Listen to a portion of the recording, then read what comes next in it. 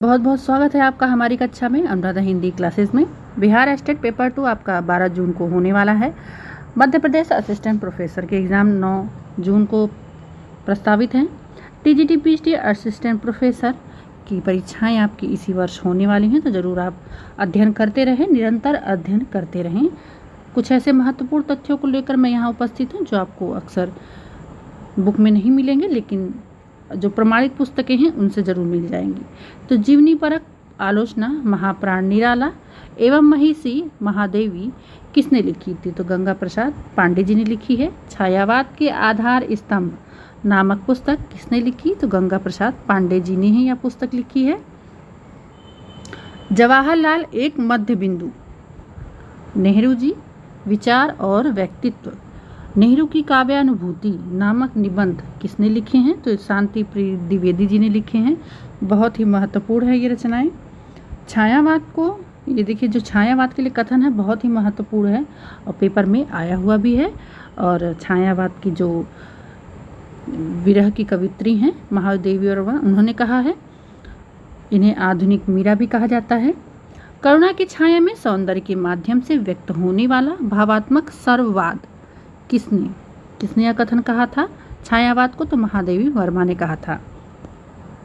अरविंद दर्शन एवं अंतश्च चेतनावाद का प्रभावी विश्लेषण पंत की किस भूमिका में प्रकट होता है? तो यह उत्तरा की रचना में ही प्रकट होता है। उत्तरा इनकी बहुत प्रसिद्ध पुस्तक है। किस छायावादी कवि ने कवि कर्म को आध्यात्मिक कर्म बताया है? तो जयशंकर प्रसाद ने बताया है। अगला है, नई कविता यदि अनुभूति को आधार मानकर चलती है तो रस से उसकी मुक्ति नहीं है। तो किस आलोचक का यह प्रसिद्ध कथन है? तो यहाँ पे डॉक्टर नगेंद्र का है यह। आगे हम बढ़ते हैं। उर्मिला के विरह में मानवता की पुकार है, यह अधिक स्वाभाविक है, साथ ही गर्मा की न्यूनता नहीं, वह विश्वव्यापी है। कथन किसका है? तो यह भी आपको डॉक्टर नगेंद्र की पुस्तक में मिल जाएगा और उन्हीं का कथन है। सुमित्रानंदन पंत आलोचना के क्षेत्र में पहली पुस्तक किसने लिखी है? तो डॉक्टर नगेंद्र ने। सूरदास की राधा केवल विलासिनी नहीं है, श्री कृष्ण के साथ उसका केवल युवा काल का संबंध नहीं है, वे परकीय नायिका भी नहीं है। कथन किस आलोचक का है? तो हजारी प्रसाद द्विवेदी का है ये। और मोस्ट इम्पॉर्टेंट ये कथन है, पेपर में आया है और आने के भी चांसेस हैं। आगे बढ़ते हैं, अंतिम कथन को देखते हैं। साहित्य समीक्षा अंततः विचार जगत की वस्तु है, प्रसिद्ध कथन है। और किसका कथन है? नंदुलारे वाजपेयी जी का। हम आगे बढ़ते हैं और आपको हिंदी साहित्य के खंड काव्य, महाकाव्य, प्रबंध काव्यों को आदिकाल से लेकर आधुनिक काल तक पूरा एक साथ उनका संकलन से मिलवाते हैं। हिंदी के महाकाव्य, हिंदी के जो महाकाव्य हैं वो पूरा आपको एक साथ मिल जाएगा यहाँ पर। बहुत ही महत्वपूर्ण क्लास है, जरूर आप देखें, नोट करें इसे। पेपर में 1, 2 या 3 प्रश्न आपको इससे मिल जाएंगे। पूछ ही लेता है प्रस्तुत रचना की विधा क्या है यह। तो पहला है, चंद्रबरदाई कृत पृथ्वीराज रासो को हिंदी का प्रथम महाकाव्य माना जाता है। मलिक मोहम्मद जायसी की रचना है पद्मावत। तुलसीदास रामचरितमानस, आचार्य केशवदास रामचंद्रिका, यह भी एक महाकाव्य है। रामचंद्रिका भी, यह भी पेपर में पूछ चुका है। मैथिली शरण गुप्त का साकेत भी महाकाव्य है। अयोध्या सिंह उपाध्याय हरिऔध का प्रियप्रवास, यह भी महाकाव्य है। द्वारका प्रसाद मिश्र कृष्णायन, यह भी एक महाकाव्य है। जयशंकर प्रसाद की कामायनी, रामधारी सिंह दिनकर का उर्वशी, एकलव्य, बालकृष्ण शर्मा नवीन की उर्मिला, गुरु भक्त सिंह का नूरजहां और विक्रमादित्य, यह सब महाकाव्य हैं। अनूप शर्मा का सिद्धार्थ और वर्धमान, रामानंद तिवारी जी का पार्वती, गिरिजादत्त शुक्ल गिरीश का तारकवध, यह सब आपके प्रसिद्ध हिंदी के महाकाव्य हैं। हिंदी का खंड काव्य, आदिकाल में रचित खंड काव्य आप देखेंगे। अब्दुल रहमान का संदेश रासक, राजस्थान के पेपर में पूछा गया था। नरपति नालह कृत बीसल देव रासो, यह भी एक खंड काव्य है।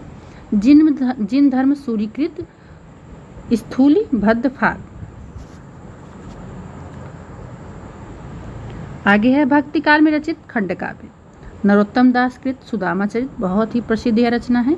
नंद दास कृत भंवर गीत, रुक्मणी मंगल, यह सब क्या है, खंड काव्य हैं। और तुलसीदास कृत पार्वती मंगल और जानकी मंगल, यह सब खंड काव्य हैं। आगे हम बढ़ते हैं रीतिकाल में रचित खंड काव्य। तो पद्माकर विरचित हिम्मत बहादुर विरुदावली, यह एक खंड काव्य है। आधुनिक काल के खंड काव्य भारतेंदु युग के हैं। श्रीधर पाठक का एकांतवासी योगी है। जगन्नाथ दास रत्नाकर का हरिश्चंद्र, यह सब खंड काव्य हैं। द्विवेदी युग में रचित खंड काव्य बहुत महत्वपूर्ण है, इससे प्रश्न आते ही आते हैं, एक रचना को जरूर पूछ लेता है। तो मैथिली शरण गुप्त का रंग में भंग, जयदत्त व्रत, नल दमयंती, शकुंतला, किसान और अनाथ, सब खंड काव्य हैं। सियाराम शरण गुप्त का मौर्य विजय, राम नरेश त्रिपाठी का मिलन और पथिक, द्वारिका प्रसाद गुप्त का आत्मसमर्पण। आगे है छायावाद युग में रचित खंड काव्य, सुमित्रानंदन पंत का ग्रंथि, राम नरेश त्रिपाठी का स्वप्न, मैथिली शरण गुप्त का पंचवटी, अनघ, वन वैभव, वक संहार, अनूप शर्मा का सुनाल, सियाराम शरण गुप्त का आत्मोत्सर्ग, सूर्यकांत त्रिपाठी का तुलसीदास। प्रस्तुत रचनाएं क्या हैं, खंड काव्य हैं। इस प्रकार से आपकी यह खंड काव्य महाकाव्य पे क्लास हो गई है। आगे हम बढ़ते हैं, बहुत ही इम्पोर्टेंट है, हिंदी साहित्य में सर्वप्रथम खड़ी बोली में साहित्यिक रूप का सर्वप्रथम प्रयोग आप देखेंगे पूछा गया है। रामप्रसाद निरंजनी ने भाषा योग वशिष्ठ में किया था। और खड़ी बोली के प्रथम महाकवि अयोध्या सिंह उपाध्याय जी हैं। खड़ी बोली की प्रथम स्वच्छंदवादी कवि जो कहे जाते हैं श्रीधर पाठक कहे जाते हैं। ये ध्यान दीजिएगा, अगर स्वच्छंदवादी पूछा जाए, स्वच्छंदतावादी, तो आप श्रीधर पाठक को ही निशान लगाएंगे सही का। खड़ी बोली का सर्वप्रथम हिंदुस्तानी नाम से पुकारने वाले स्वामी प्राणनाथ। स्वच्छंदतावाद शब्द का सर्वप्रथम प्रयोग स्लेगर जर्मन आलोचक मुकुटधर पांडे ने किया था हिंदी में। गीति काव्य शब्द का सर्वप्रथम प्रयोग लोचन प्रसाद पांडे ने कुसुम माला की भूमिका में किया था। छायावाद की प्रथम कृति झरना है, जो कि 1918 में है। प्रसाद जी इसके रचनाकार हैं। आचार्य शुक्ल के अनुसार छायावाद का प्रथम प्रतिनिधि कवि सुमित्रानंदन पंत को कहा गया है। मुक्त छंद के प्रथम प्रयोगकर्ता निराला जूही की कली कविता में क्या हुआ था, मुक्त छंद का प्रथम प्रयोग हुआ था। प्रसाद की प्रथम काव्य कृति उर्वशी है 1909 में। प्रसाद की प्रथम छायावादी काव्य कृति झरना है 1918 में। महादेवी का प्रथम काव्य संग्रह निहार 1930 में। प्रयोगवाद शब्द का प्रथम प्रयोग किसने किया था, नंदुलारे वाजपेयी ने। हिंदी की प्रथम दीर्घ कविता परिवर्तन है, जो कि सुमित्रानंदन पंत द्वारा रचित है, आपके यूजीसी नेट के पाठ्यक्रम में लगाई गई है। अज्ञे का प्रथम काव्य संग्रह भग्नदूत है। हिंदी का प्रथम उपन्यास लाला श्रीनिवास दास कृत परीक्षा गुरु है। जैनेन्द्र का प्रथम उपन्यास परख है। इलाचंद जोशी का प्रथम उपन्यास घृणामयी है। हिंदी का प्रथम नाटक नहुस है, जो कि गोपाल चंद्र गिरधर दास कृत है और ब्रजभाषा में।